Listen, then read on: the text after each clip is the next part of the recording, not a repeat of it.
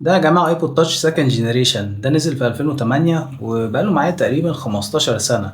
وبالنسبة لي زمان كان كل حاجة اخش على سفاري، اخش على اتفرج على فيديوهات اليوتيوب، العب جيمز. فتعالوا نجرب نشحنه ونشوف هيشتغل ولا لا.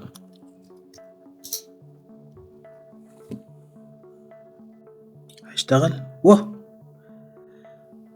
في انديكاتور يا جماعة البطارية بدأت تشحن، نصبر شوية ونشوف هيفتح ولا لا. فده ايبود تاتش سكند جينيريشن، وزي ما انتم شايفين فتحة الواي فاي انتنا هنا، لان الظهر كله كان معمول من الستانلس ستيل وبيتجرح بسرعة. فده كان الديزاين بتاع ابل زمان. وهنا بقى مكتوب ان الجهاز ده 8 جيجا، ف8 جيجا كان رقم محترم قوي زمان يعني، ولحد دلوقتي لسه عمال يشحن. ربنا يسهل اهو، علامة الابل ظهرت يا جماعة. دن دن دن. فلو حد هنا في الفيديو بيتفرج من جيل الايبود تاتش يكتب في الكومنت كان عنده انهي نوع ايبود تاتش. وعندنا اللوك سكرين القديمة دلوقتي يوم الخميس 1 يناير الساعة 1:05 بالليل. تاريخ 2012 4 أكتوبر. ماشي. ماسنجر، فاكرين يا جماعة الام اس ان لسه موجود اهو. ويندوز لايف ماسنجر. ودي بقى كل الألعاب اللي كانت عندي. تعالوا نشوف كده. بيرد سترايك، اي بير، بالون، كيوب رانر. يا نهار ابيض.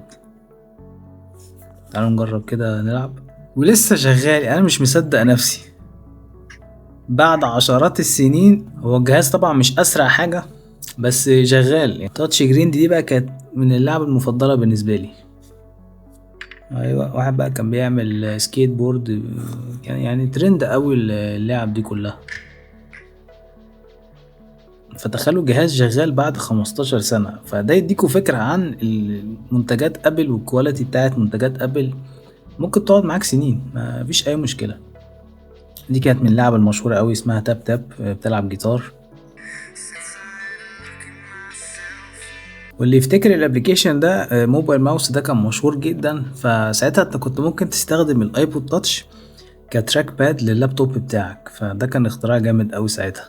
لو تفتكروا ده الابليكيشن بتاع اليوتيوب زمان كان بيجي بري انستولد في اجهزه الاي او اس. كان ابليكيشن بسيط جدا وبيقضي الغرض. مفيش طبعا كنترول سنتر ولا نوتيفيكيشن سنتر ولا اي حاجات من الحاجات دي ولا ويدجتس، مجرد بس الابليكيشنز تعملهم داونلود وتستمتع بيهم، ولا حتى في مولتي تاسكينج. فدي كانت ايام زمان اي او اس 4. طبعا الايكو سيستم زمان كان معقد جدا في ابل.